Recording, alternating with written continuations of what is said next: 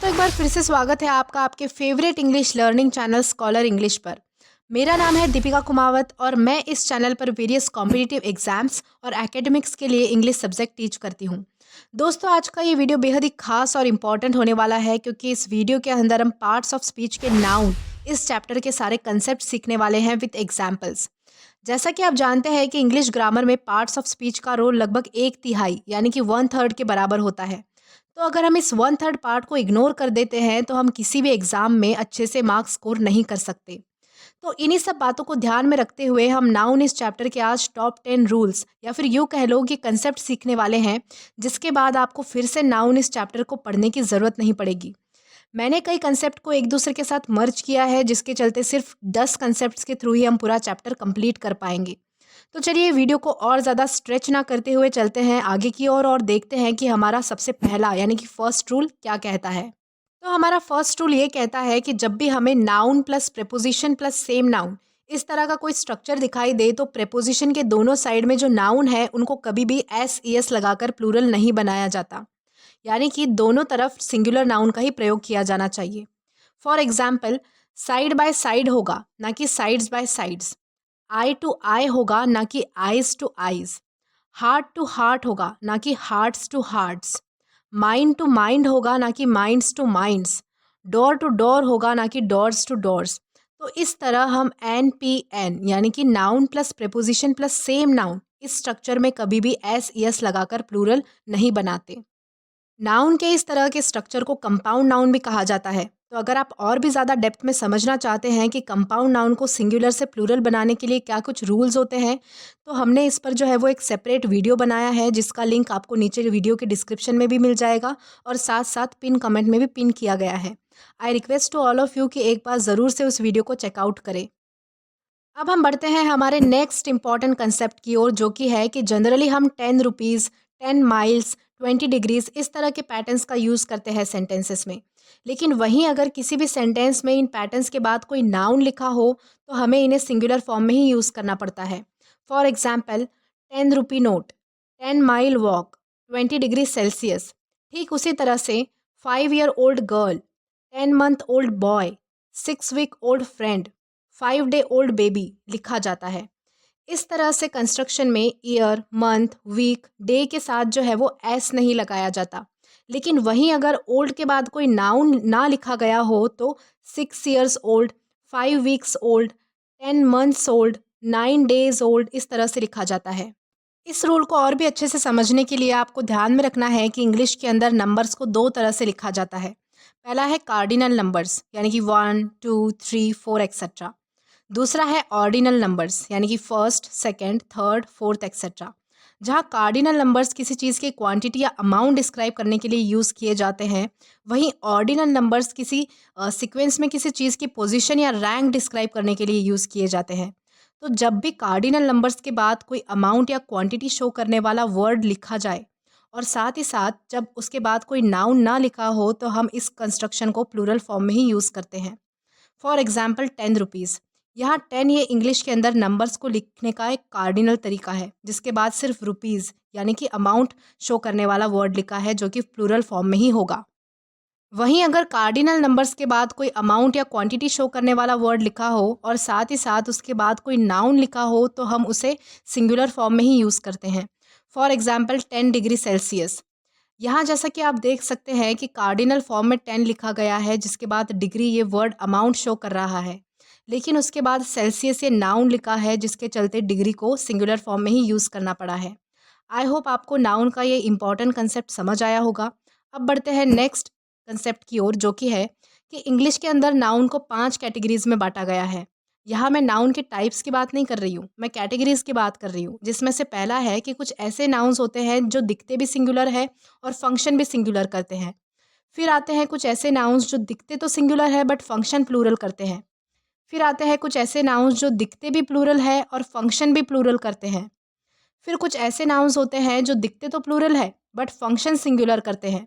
और आखिर में कुछ ऐसे नाउन्स भी होते हैं जो सिंगुलर और प्लूरल दोनों फॉर्म में भी अनचेंज रहते हैं। यह फंक्शन करने से मतलब है कि नाउन अगर सिंगुलर है तो वर्ब भी सिंगुलर लगेगी और नाउन अगर प्लूरल है तो वर्ब भी प्लूरल लगेगी। और इसी सिंगुलर प्लूरल के कॉन्टेक्स्ट में एग्जाम्स में नाउन चैप्टर से मोस्ट ऑफ द क्वेश्चंस देखने के लिए मिलते हैं। तो चलिए देखते हैं एक एक करके पांचों पॉइंट्स को। हमारा फर्स्ट पॉइंट है, ऐसे नाउन्स जो दिखते भी सिंगुलर है और फंक्शन भी सिंगुलर करते हैं, यानी इन नाउन्स में कभी भी एस ईएस लगाकर इनका प्लूरल नहीं बनाया जाता है।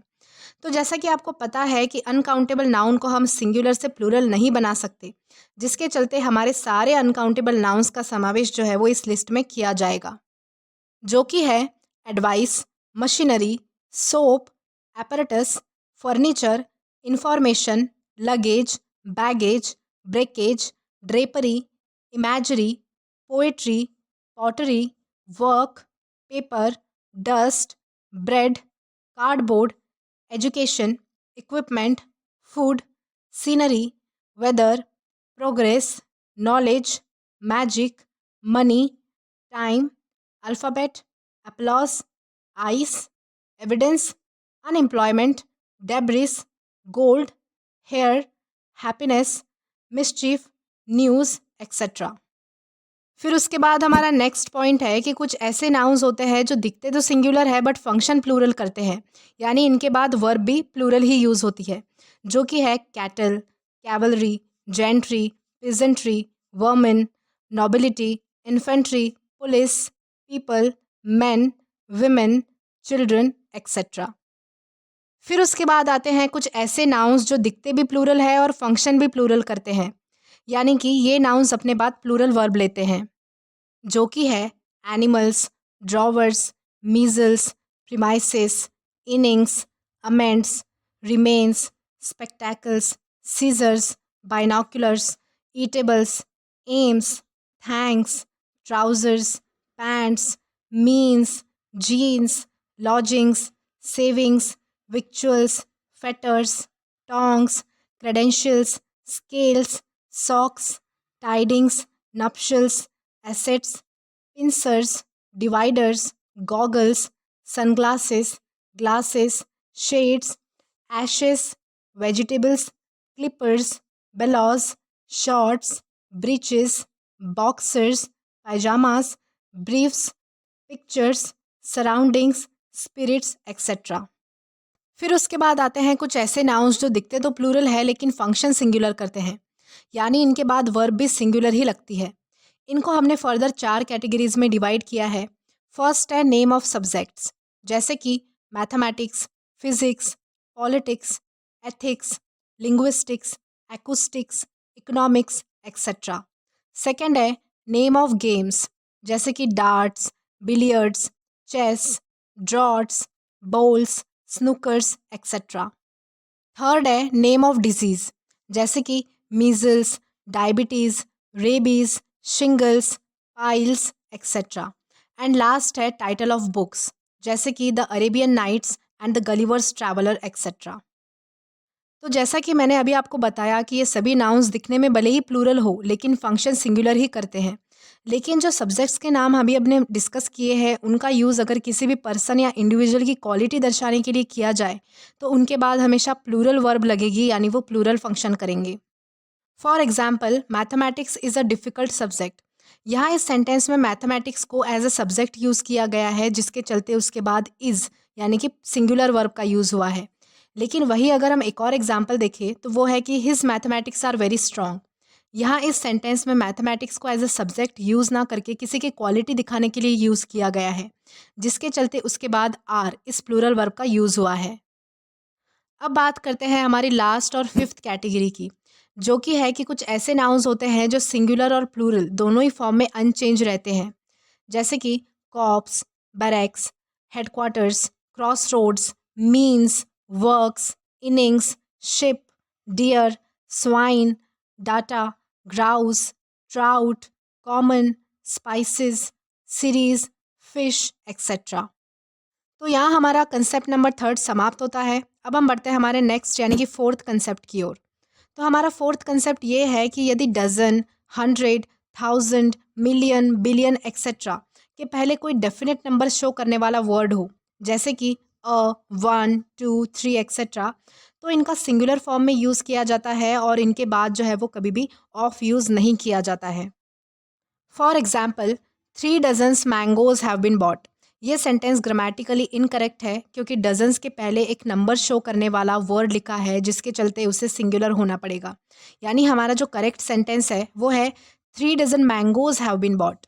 वहीं अगर ये sentence 3 dozen of mangoes have been bought ऐसा होता तो भी ये गलत होता, क्योंकि 3 डजन के बाद यहाँ पे ऑफ का यूज़ किया गया है जो कि गलत है। लेकिन डजन्स ऑफ मैंगोज सही है क्योंकि इसके पहले कोई फिक्स नंबर नहीं लिखा हुआ है। देन हमारा जो नेक्स्ट इंपॉर्टेंट पॉइंट है वो ये है कि इंग्लिश के अंदर 2 एग्जेक्टिव्स होते हैं, अनदर और अदर, जिनमें से अनदर ये सिंगुलर एग्जेक्टिव है जो कि सिंगुलर नाउन के लिए यूज़ होता है, और अदर ये एक प्लूरल एग्जेक्टिव है जो कि प्लूरल नाउन के लिए यूज़ होता है। For example, I am going to buy another car. जैसा कि आप देख सकते हैं कि अनदर के बाद सिंगुलर नाउन का यूज़ हुआ है जो कि है कार। ऐसे ही कुछ और एग्जाम्पल्स अभी आपके सामने हैं जिनमें भी अनदर के बाद सिंगुलर नाउन का यूज़ हुआ है, जैसे कि she is reading another book, he is trying another approach, they are moving to another city, I am going to try another recipe. इन सभी सेंटेंसेस में अनदर के बाद सिंगुलर नाउन यानी कि noun without S E S का use हुआ है। अब देखते हैं कुछ important examples related to other, जैसे कि I have other plans for the weekend. जैसा कि आप इस सेंटेंस में देख सकते हैं कि अदर के बाद प्लूरल नाउन का यूज़ हुआ है जो कि है प्लान्स यानी कि योजनाएं, क्योंकि अदर एक प्लूरल एग्जेक्टिव है जिसके चलते ऐसा हुआ है। कुछ और एग्जाम्पल्स अभी आपके सामने हैं, जैसे कि they are other options available, I have other commitments, she is one of the other contestants, they are other ways to solve the problem. इन सभी एग्जाम्पल्स में भी अदर के बाद जो है वो प्लूरल नाउन का यूज़ किया गया है। अब बढ़ते हैं हमारे सिक्स्थ कंसेप्ट की ओर। तो इंग्लिश के अंदर कुछ ऐसे वर्ड्स होते हैं जिनके डायरेक्ट बाद कोई भी नाउन नहीं लिखा जाता है, जैसे कि afraid, asleep, due, ready, unable, alike, aware, glad, sorry, well, alone, ill, sure, worth, etcetera. For example, I am unable to attend the meeting, she is ready to start her new job, I am afraid of heights, the twin sisters are alike in appearance, she said sorry for yelling at him. जैसा कि आप देख सकते हैं कि इन सभी sentence में बताए गए वर्ड्स के डायरेक्ट बाद कोई भी नाउन नहीं लिखा गया है। इन सभी के बाद कोई ना कोई प्रपोजिशन यूज़ किया गया है। ये कुछ गिने चुने वर्ड्स होते हैं जिनसे अक्सर एग्ज़ाम में क्वेश्चंस पूछे जाते हैं, तो आप चाहे तो इन्हें याद भी कर सकते हैं। फिर बढ़ते हैं हमारे नेक्स्ट कंसेप्ट की ओर, जो कि है कि इंग्लिश के अंदर कुछ ऐसे कंस्ट्रक्शन होते हैं जिनके बाद अनकाउंटेबल नाउन हमेशा सिंगुलर तथा काउंटेबल नाउन के बाद हमेशा प्लूरल फॉर्म ही यूज़ किया जाता है, जैसे कि one of the, either of the, neither of the, each of the, everybody of, everyone of, most of, some of, a lots of, plenty of, a lot of, a great deal of, a great amount of, a number of, the number of, a quantity of, the quantity of, etc. For example, she is the one of the most talented singers in the industries. Each of the students received a certificate. Most of the students passed the exam. I have a lot of work to do today. She has a lot of friends. तो इन सभी sentences को अगर आप गौर से देखें तो आपको पता चलेगा कि बताए गए कंस्ट्रक्शन के बाद अगर काउंटेबल नाउन आया है तो प्लूरल फॉर्म में है, वहीं अगर अनकाउंटेबल नाउन आया है तो सिंगुलर फॉर्म में है।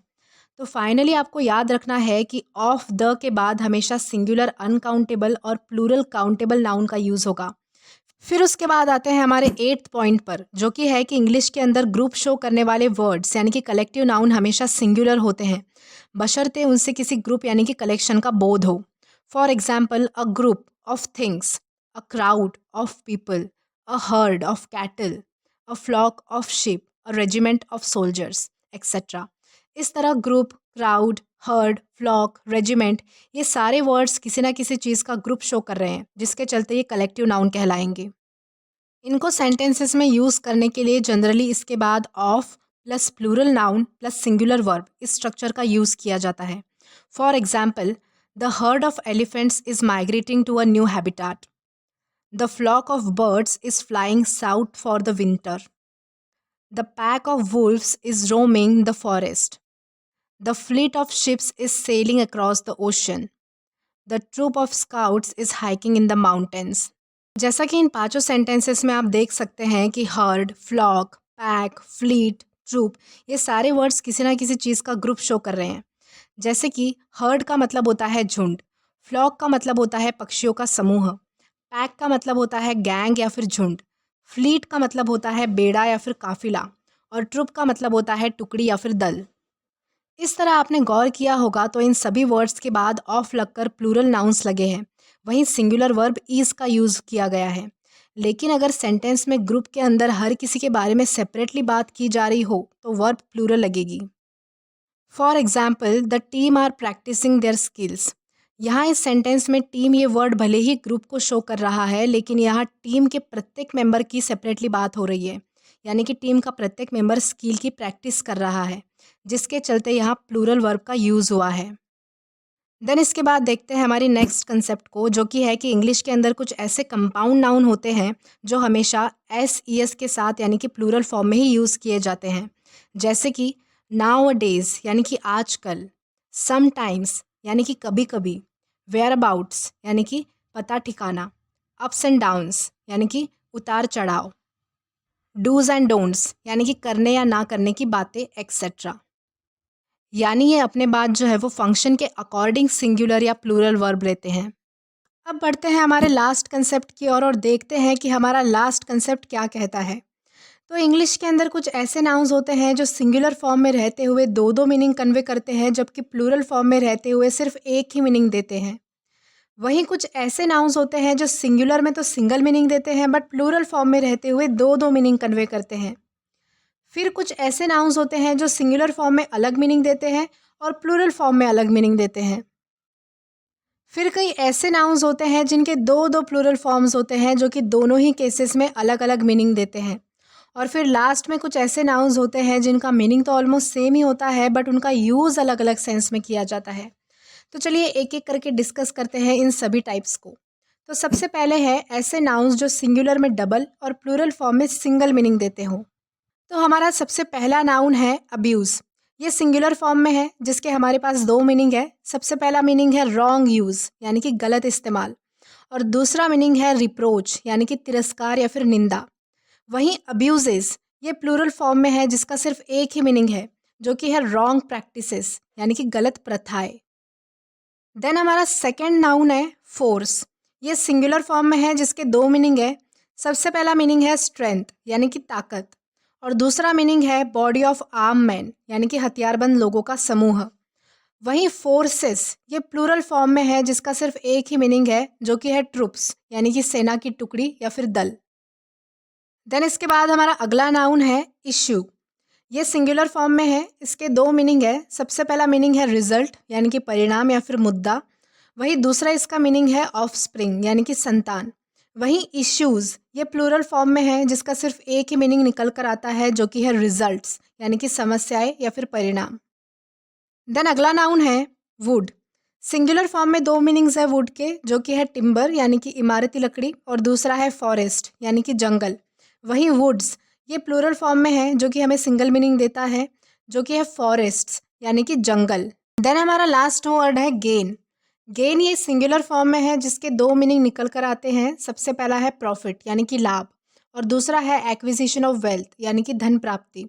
वहीं गेन्स ये प्लूरल फॉर्म में है जिसका सिर्फ एक सिंगल मीनिंग है, जो कि है प्रॉफिट्स यानी कि प्राप्ति या फिर लाभ।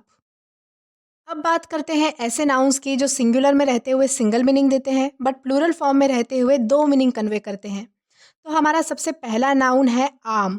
तो आर्म ये सिंगुलर फॉर्म में है जिसका सिर्फ एक ही मीनिंग निकल कर आता है, जो कि है बाहें, जो कि एक पार्ट ऑफ बॉडी है। जबकि आर्म्स ये प्लूरल फॉर्म में है, इसके दो मीनिंग निकल कर आते हैं। सबसे पहला है वेपन्स यानी कि हथियार, और दूसरा है अपर लिम्स यानी कि बाहें। देन हमारा नेक्स्ट नाउन है पेन। पेन ये सिंगुलर फॉर्म में है जिसका सिंगल मीनिंग है एक यानी कि दर्द।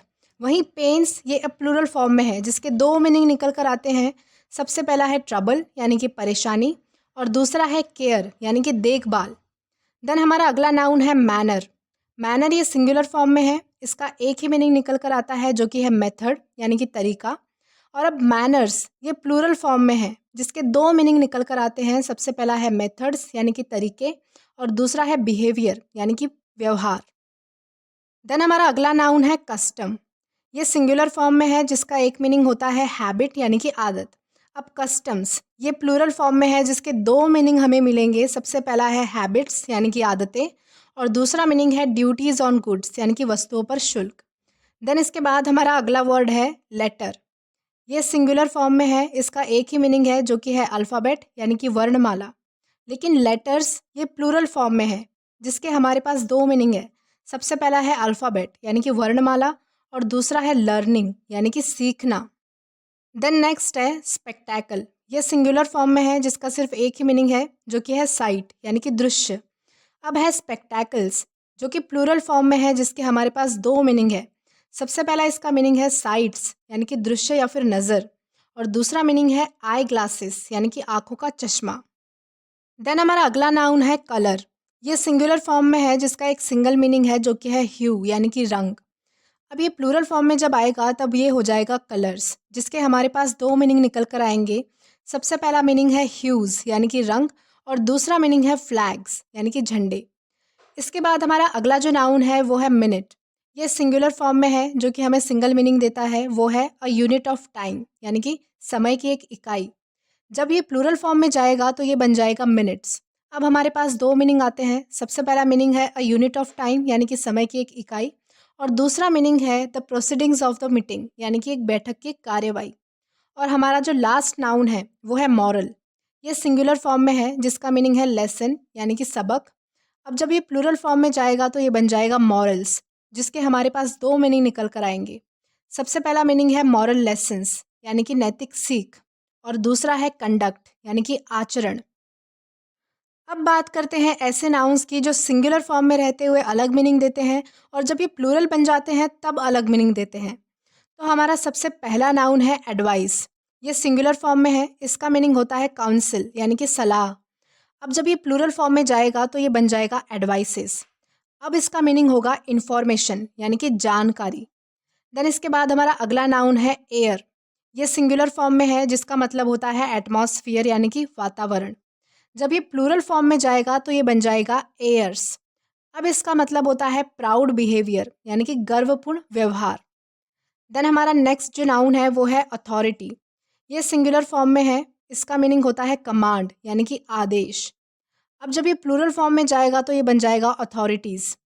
अब इसका मीनिंग होता है पर्सन इन पावर यानी कि सत्ता में बैठा व्यक्ति। देन हमारा नेक्स्ट जो नाउन है वो है गुड। ये सिंगुलर फॉर्म में है जिसका मीनिंग होता है नाइस यानी कि अच्छा।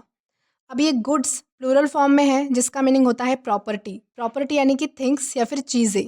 देन हमारा अगला नाउन है आयन। ये सिंगुलर फॉर्म में है जिसका मतलब होता है मेटल या फिर धातु। अब जब ये प्लूरल फॉर्म में जाएगा तब ये बन जाएगा आयंस। अब इसका मतलब होता है फेटर्स या फिर चेन्स यानी कि जंजीर या फिर हथकड़ी। देन इसके बाद अगला है फोर्स। ये सिंगुलर फॉर्म में है। सिंगुलर फॉर्म में रहते हुए ये हमारे पास एक मीनिंग कन्वे करता है जो कि है स्ट्रेंथ यानी कि ताकत। जब ये प्लूरल फॉर्म में जाएगा तो ये बन जाएगा फोर्सेस।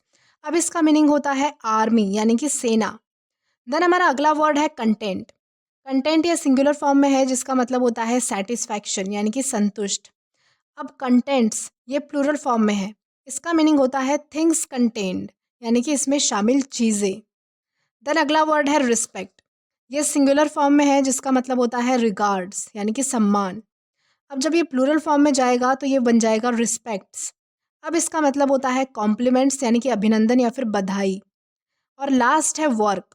वर्क ये सिंगुलर फॉर्म में है जिसका मतलब होता है जॉब यानी कि काम या फिर रोज़गार। अब जब ये प्लूरल फॉर्म में जाएगा तो ये बन जाएगा वर्क्स। अब इसका मतलब होता है कंपोजिशन फैक्ट्रीज यानी कि कारखाने। अब बात करते हैं ऐसे नाउन्स की जिनके दो दो प्लूरल फॉर्म्स होते हैं और दोनों ही केसेस में अलग अलग मीनिंग वो देते हैं। तो हमारा सबसे पहला नाउन है ब्रदर। इसका जो सबसे पहला प्लूरल फॉर्म है वो है ब्रदर्स, जिसका मतलब होता है sons of the same parents यानी कि एक ही माता पिता के पुत्र। अब इसका जो सेकंड प्लूरल फॉर्म है वो है ब्रिदरन। इसका मतलब होता है मेंबर्स ऑफ अ कम्युनिटी और अ सोसाइटी यानी कि किसी समुदाय या समाज के सदस्य। देन हमारा अगला नाउन है क्लॉथ। इसका जो सबसे पहला प्लूरल फॉर्म है वो है क्लॉथ्स, जिसका मतलब होता है काइंड और पीसेस ऑफ अ क्लॉथ यानी कि कपड़े या कपड़े के प्रकार के टुकड़े। देन इसका जो दूसरा प्लूरल फॉर्म है वो है क्लोथ्स, जिसका मतलब होता है गारमेंट्स यानी कि पोशाक। देन हमारा नेक्स्ट नाउन है डाई। इसका जो सबसे पहला प्लूरल फॉर्म होता है वो होता है डाइज, यानी कि स्टैम्प्स फॉर कॉइनिंग, यानी कि सिक्के बनाने के लिए टिकट। वहीं इसका जो दूसरा प्लूरल फॉर्म है वो है डाइस, यानी कि स्मॉल क्यूब्स फॉर प्लेइंग, यानी कि खेलने के लिए छोटे क्यूब्स। देन हमारा अगला नाउन है इंडेक्स। इसका जो सबसे पहला प्लूरल फॉर्म है वो है इंडेक्सेस, जिसका मतलब होता है टेबल ऑफ कंटेंट्स, यानी कि विषय सूची। वहीं इसका जो दूसरा प्लूरल फॉर्म है वो है इंडाइसेस, जिसका मतलब होता है साइंस ऑफ अलजेब्रा, यानी कि अलजेब्रा के साइंस। देन हमारा अगला नाउन है शॉट। इसका जो सबसे पहला प्लूरल फॉर्म है वो है शॉट्स, यानी कि balls of iron throw stroke hit in a certain games, यानी कि कुछ खेलों में लोहे के बॉल्स जो होते हैं उसको फेंकना या फिर मारना। वहीं इसका जो दूसरा प्लूरल फॉर्म है वो है शॉट्स। इसका मतलब होता है फायरिंग फ्रॉम द गन, यानी कि बंदूक से गोली चलाना। देन हमारा अगला वर्ड है फिश। इसका जो सबसे पहला प्लूरल फॉर्म है वो है फिश, जिसका मतलब होता है कंसिडर्ड कलेक्टिवली, यानी कि सामूहिक रूप में इसको कंसिडर किया जाता है। देन हमारा जो दूसरा प्लूरल फॉर्म है वो है फिशेस। यहाँ पे इसका मीनिंग है कंसिडर्ड सेपरेटली, यानी कि अलग से इसको कंसिडर किया जाता है। और लास्ट हमारा वर्ड है पेनी। इसका जो सबसे पहला प्लूरल फॉर्म है वो है पेनीज, यानी कि सेपरेट कॉइन्स, यानी कि अलग सिक्के। जबकि इसका जो दूसरा प्लूरल फॉर्म है वो है पेन्स, जिसका मतलब होता है अ कलेक्टिव नाउन, यानी कि एक सामूहिक संज्ञा। अब हम बात करेंगे ऐसे नाउन्स की जिनका मीनिंग तो ऑलमोस्ट सेम ही होता है बट उनका यूज़ अलग अलग सेंस में किया जाता है। तो हमारा सबसे पहला नाउन है हैबिट एंड कस्टम। अब जब हम हैबिट की बात करें तो ये एक व्यक्ति के लिए यूज़ किया जाता है, लेकिन कस्टम जो है ये किसी समाज या फिर देश से संबंधित होता है। देन अगला है हाउस एंड होम। यहाँ पे हाउस जो है वो रहने के लिए एक इमारत है, जबकि होम ये विशेष घर को दर्शाता है जिसमें कोई रहता है। देन अगला है कॉज एंड रीज़न। कॉज का मतलब होता है परिणाम, यानी कि रिजल्ट उत्पन्न करना, जबकि रीज़न का मतलब होता है किसी कारण को स्पष्ट करना या फिर उचित ठहराना। देन अगला है एयर एंड विंड। एयर वो है जिसमें हम सांस लेते हैं, जबकि विंड उसे कहते हैं जो पत्तियों और पेड़ों को हिलाती है। देन हमारे नेक्स्ट नाउन है मैन एंड पीपल। मैन ये मैन का प्लूरल फॉर्म है, जबकि पीपल जो है वो लोगों को दर्शाता है। देन हमारे अगले नाउन है मैन एंड जेंटलमैन। मैन जो है वो एक ऑर्डिनरी सेंस में यूज़ किया जाता है, जबकि जेंटलमैन का मतलब होता है चरित्रवान व्यक्ति। देन अगला है कॉस्ट एंड प्राइस। कॉस्ट का मतलब होता है दुकानदार द्वारा भुगतान की गई राशि, जबकि प्राइस का मतलब होता है ग्राहक द्वारा भुगतान की गई राशि। देन अगला नाउन है कस्टमर एंड क्लाइंट। कस्टमर का मतलब होता है माल का खरीदार, जबकि क्लाइंट का मतलब होता है वह इंसान जो सेवाओं का लाभ उठाता हो। देन नेक्स्ट है शेड एंड शैडो।